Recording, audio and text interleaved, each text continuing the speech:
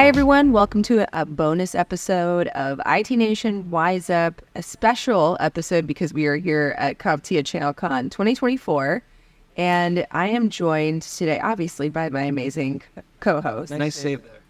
Matt Topper. What, just my co-host? I have to say nice recovery. something. You almost forgot I was sitting here. And we have a special guest today, MJ Patton, who is the Chief Marketing Officer for Logically. Hi. Hey! Thanks for having me. It's great to have you here with us I'm excited. in the basement of the Atlanta. It's not quite the basement. I believe downstairs there's probably the utility room and all that probably. stuff. This must be like the lowest possible. I don't know. You just kept telling me, like, just keep going down until you can't keep going down anymore. It's like, this is pretty down. And you got here, right? It was accurate direction. Yes, it was. Yeah. Well, you know, we obviously there's a lot going on at this event. There's a lot of people, so we appreciate you coming down here with us to hang out. Yeah, of course. You guys are fun. Thanks. Yeah. So we were thinking about who we could bring on the show and what we could talk about. And when I reached out to you and I said, hey, we'd love to have you on IT Nation. You said no first. That's not true. I never say no to Vicky. But we also talked about, well, what's the topic that we want to touch on? And so one of the reasons, obviously I thought of you for many reasons, but one of the specific reasons that I was thinking about was this event strategy that you're working on right now with Logically. So first of all, can you tell everybody a little bit about yourself? Maybe let's start there, then let's dig into that topic a little bit more. Yeah, sure. So I've been in the industry for, over a decade, and I've seen different parts of the channel. So I grew up in a service provider.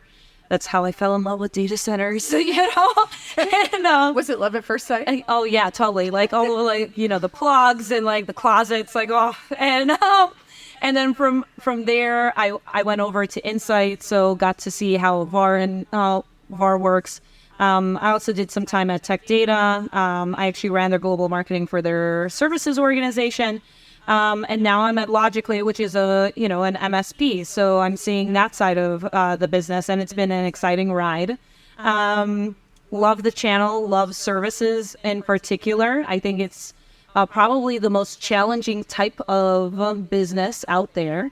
And they don't have a ton of support, and it's one of the reasons why I'm so ingrained into CompTIA, so I can give back and help other MSPs be successful. And yeah, that's some little bit about myself. Cool. And we were talking earlier when we were interviewing Bob Coppage. We were saying, hey, these are some of the reasons why we're here at CompTIA. Yeah. Can you tell us a little bit about what some of the things that you're working on with CompTIA, maybe your history too? I know you've been part of CompTIA for a little while. Yeah, so I knew about CompTIA, but being in marketing, we were members of CompTIA in every organization I was a part of, but we didn't know how to use it. And it's not until I was at Insight and I was in charge of marketing for the service provider vertical. Yeah, of our selling into service providers. That was brand new back then. And I was trying to find research, and this is how I uncovered CompTIA. I'm like, oh my gosh, they have so much great research. And so I fell in love with, their state of the channel report and all of the materials that they produce. And several years ago, I came to my first CompTIA event, and I said, I just want to be involved. How do I get involved? And they're like, well, yes, let me show you all the ways. And I ended up joining the North American Executive Council. I served there for almost 2 years before then being brought over to the advisory council side of CompTIA. So now I'm the vice chair of the Data Advisory Council, which is brand new this year. We're doing amazing things. A lot of content about how companies, MSPs in particular, should be leveraging data within their organizations in order to help with business growth. And I think it's extremely valuable, especially because there's so many service providers that are just not tapping into the information. They collect a lot of information, but then they don't do anything with it. So when you say data, what kind of data?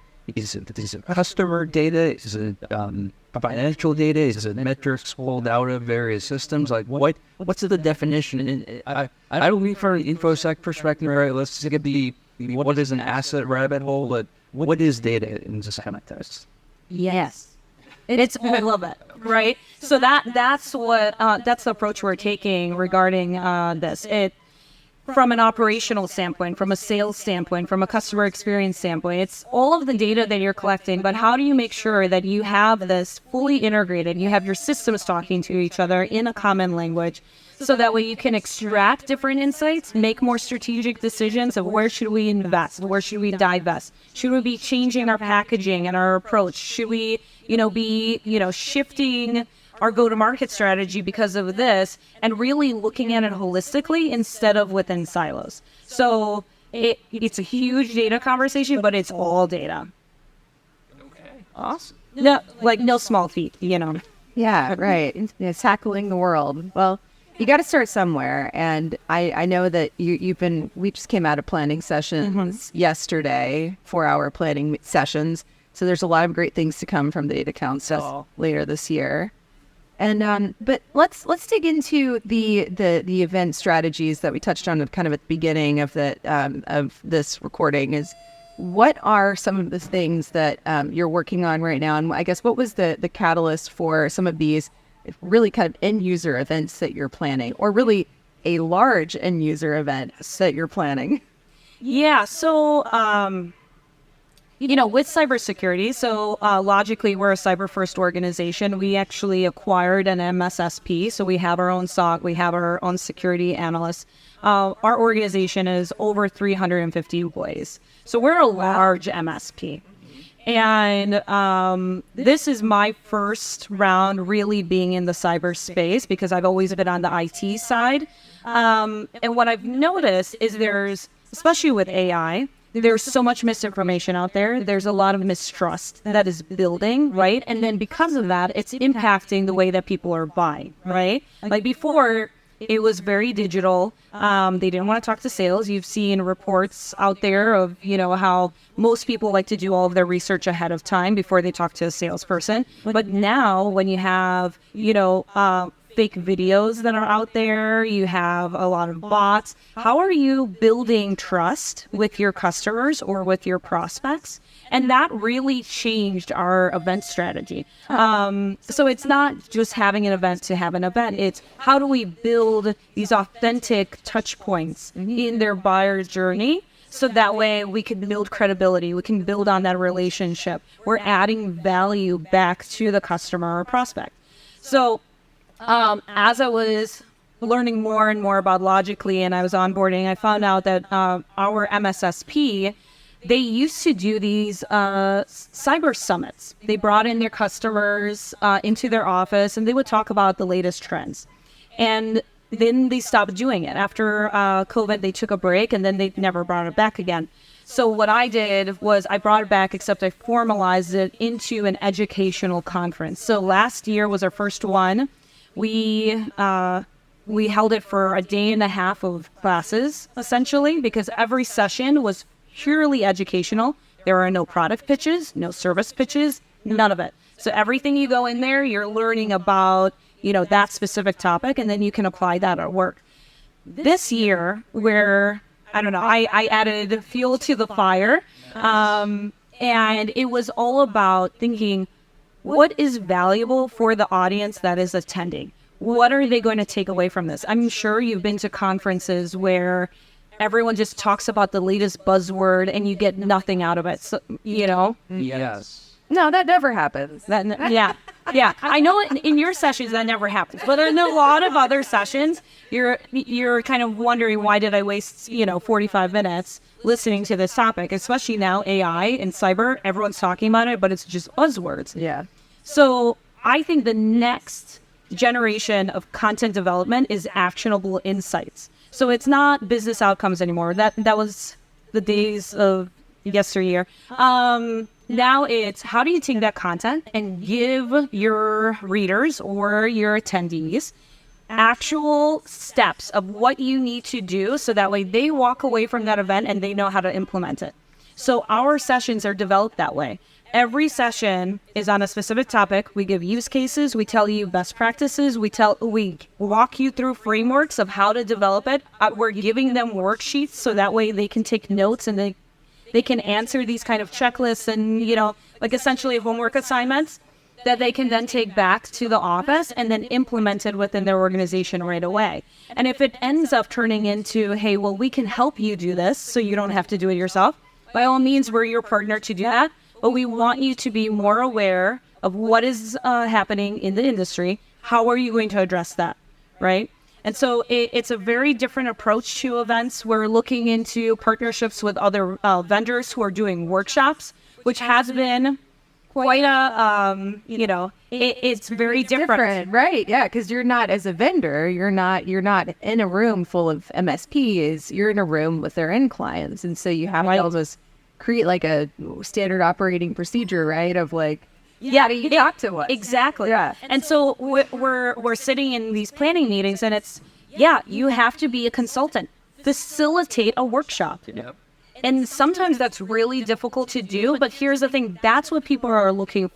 And that's going to make them think of, our vendor partners. They're going to think of us as, that guide helping enable them instead of just trying to sell them something. And so I think this is kind of the new way of doing these events. It's really about value add. It's really flipping the entire conversation, centralized about the customer experience and what's important to them, not what's important to you as an MSP or you as a vendor. Okay, I'm off my soapbox, but I'm super excited. I'm excited to see. We're not disagreeing, right? That's always been, I'm a security, and time after time, I'll go into some event. And I used to do this, right? So I would be talking about taking a risk-based approach. Okay, what does that mean, right? And not giving tangible, actionable steps, right? Here's a document to fill out. Here's an example of how you would go analyze something in your own organization. Here's how to create your policy. We just stand there, not in the same way you were soapboxing, but soapboxing like in our ivory security towers, who had to do everything. The audience would walk away like, okay, now what? Right. I feel inspired, but I don't know what to do with this inspiration.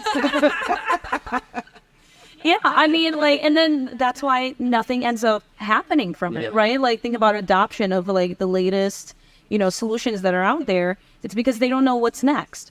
I know I stopped going to marketing conferences because that's how I felt.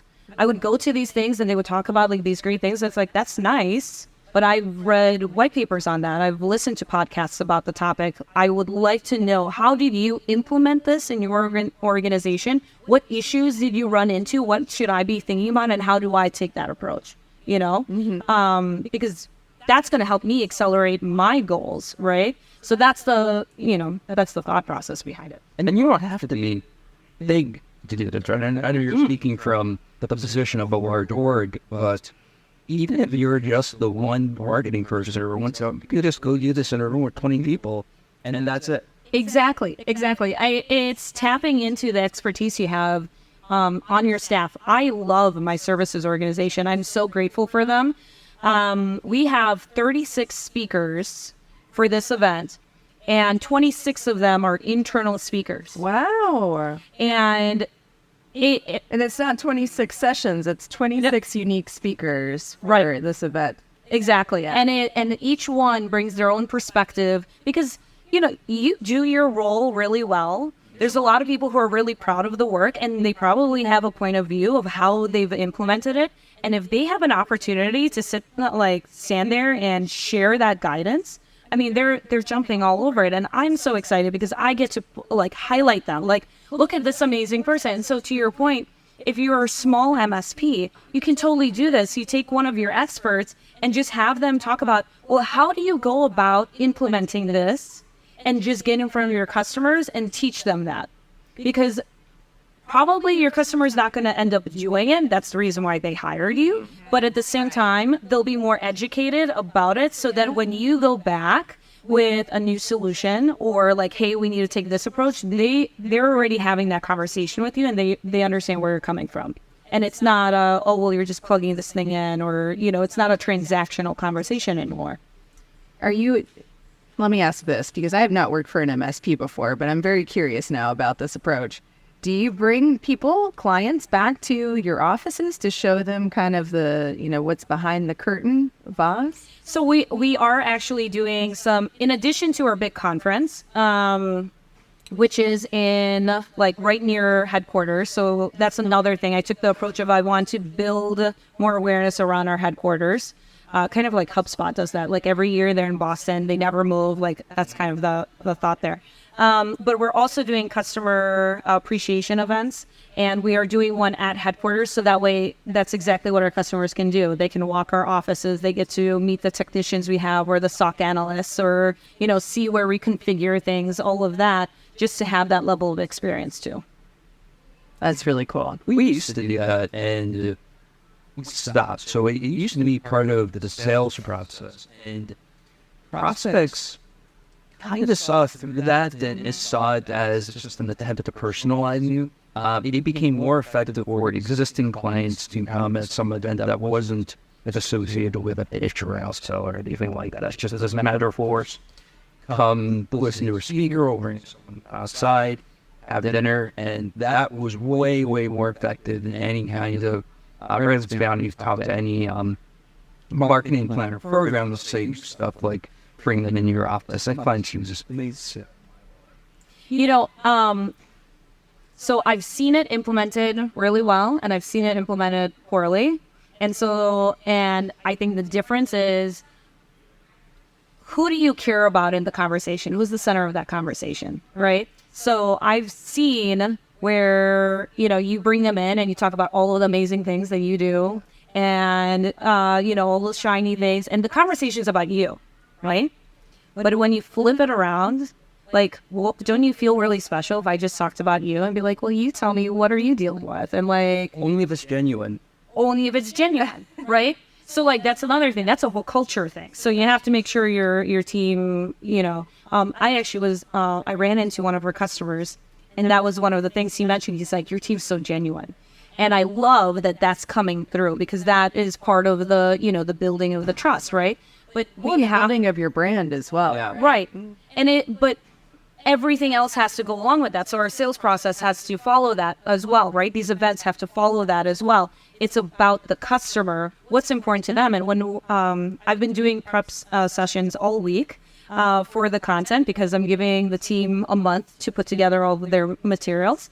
And I keep telling them, think of yourself in that role. What will be valuable to you? Not about logically. Like, take that out of the equation. Take vendors out of the equation. I need you to think about the customer. Like, would you spend time in this session? And people have to really change their mentality, because the first thing you want to do is promote yourself, right? Like, I want to grow the business. I want to make the sale. But all of that will come through if you actually just concentrate on the customer or on the prospect, right? And what's important to them. Mm-hmm. So even the content we develop, it's all from the perspective of, is this valuable? I'm not going to be talking about how amazing we are.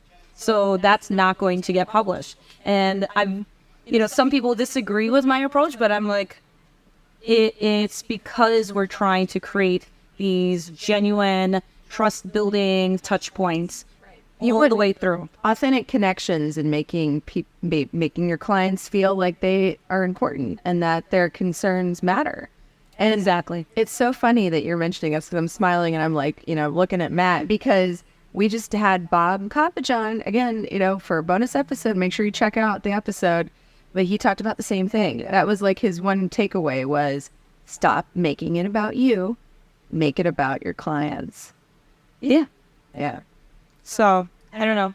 Well, not just make it about your clients, make it that it actually is about your clients, right? There's a difference between saying the right things and actually believing them yourself. And they see it, right? You see any time a client hears that, they just see right through it and know that they're being pandered to. You have to actually really believe it. So it sounds like, okay, so you're doing trainings and you're educating your staff about why they should care about taking a different approach when talking to your clients. And so what are some of the ways that you're helping to connect and make that story resonate for them? Oh, internally? Internally, yeah. I mean, Josh, our CEO, he also beats it. Like, I don't, not like, it's not. I mean, we talk about it. It's part of our core values, right?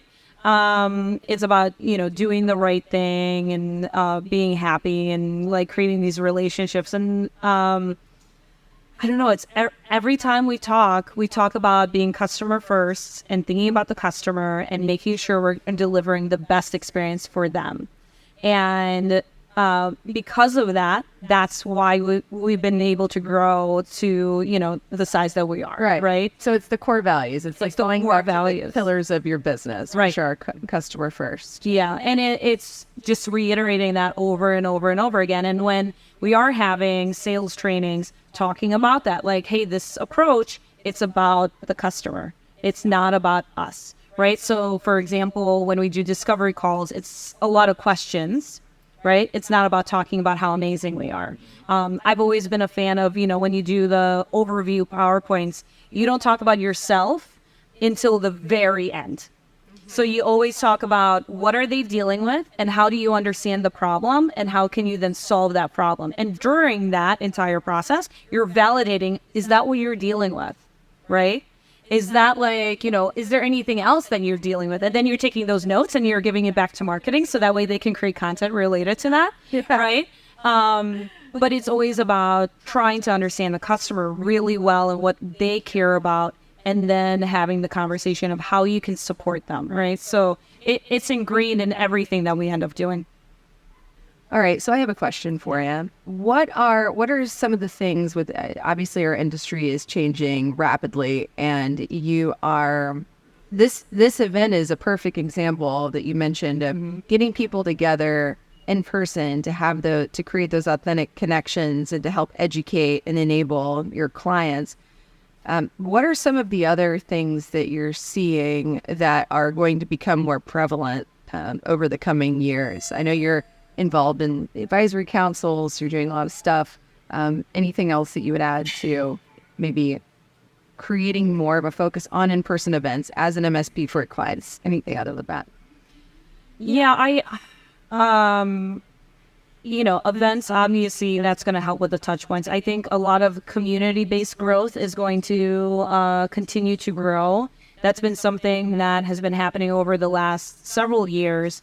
And you see it in different pockets, and you hear about, the ecosystem, right? And all of the influencers, everything. I think that is going to really change the way people should be approaching their sales cycle or their sales process, because it's not your typical thing. Oh, well, they downloaded this and then now we're going to set up a call and now it's, we're going to attend a webinar. Exactly. We're going to download an ebook. Yeah, that approach is dead in my opinion. And you need to be fully understanding of who's influential in that person's life and how do you get involved in those communities and support those communities, right? So, for example, outside of doing our own events, we're involved with the CISO Society, and we support, either virtual events or, for example, we do dinners with them. Mm-hmm. But in those dinners, we're not talking about business. It's relationship. It's trying to hear what are they struggling with and talking about it and sharing best practices. And, because at some point, maybe it's not going to be today, maybe not this year, but maybe next year they come to us and they're like, hey, we had that conversation, right? I think you're going to see a lot more of that. Especially executives, I feel a lot of them are lonely. I'm not going to lie. So you end up going to your peer groups and then you ask your peer groups, hey, how have you solved this problem? It is interesting that you mentioned the influencer type of, approach. I'll give you a perfect example. I'm wearing, you can't see it if you're just listening to the episode, but I'm wearing a mentor shirt from the mentorship program at CompTIA. And there were a couple people that were up on stage that had participated in the most recent cohort. And they said, well, where did you find out about it? And it was a video post on LinkedIn that was one person. And it was me. I'm not doing a humble brag. What I'm saying is that if you have those connections, I read a little bit. If you have those connections already, like that's where people are going to find out about things. If somebody's telling you something and it's somebody that you know and your network and you're like, wow, okay, maybe I should check this out. But it's so cool to see just that network effect that happens from that type, using that type of approach. So Social proof. it is. Yeah. Yeah. Like, so I'm part of Pavilion, which is for high growth go-to-market executives. And so I have my CMO network, but I'm connected to a bunch of CROs, a bunch of CCOs. And whenever I have a problem, I don't Google anymore. I go to my network and I'm like, hey, I have this problem. How do you guys go about solving this? And then it's the combination of that and the conversation. I've tried this, I've tried that, and all of the dirty laundry comes out. You know, some vendors, it's not good. Like all of that stuff comes out there, and it influences the sale, right? Like there's companies I will avoid just because of some of the stories that are shared. You know, and I'm not gonna like bring them up because we're cone of silence, right? But it does happen, and so. You have to be aware that this is happening and not think like, oh no, it's the same typical pattern that has existed for the last 20 years. It just doesn't. Mm-hmm.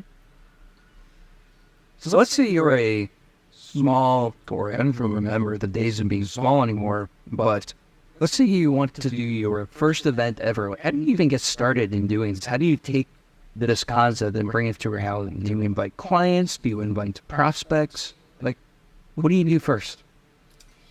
Yeah, so, you know, I would say don't overthink it and turn it around and think about your customer. And so I'll give you an example.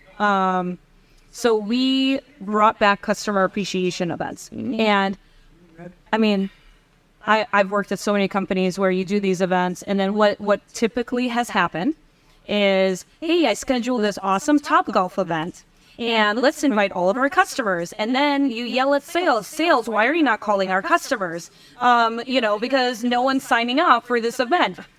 Like, it seems like I'm bringing back like bad memories or something. This may have happened once or twice, you know, in our history. I know, it's so rare. But that's typically what happens, and that has happened also logically.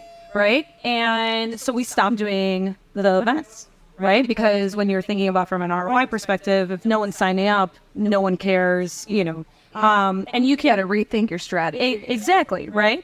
So this time around, what we did was we asked our customers, we just shot them a note. And we said, hey, we're going to be in town from this day to this day.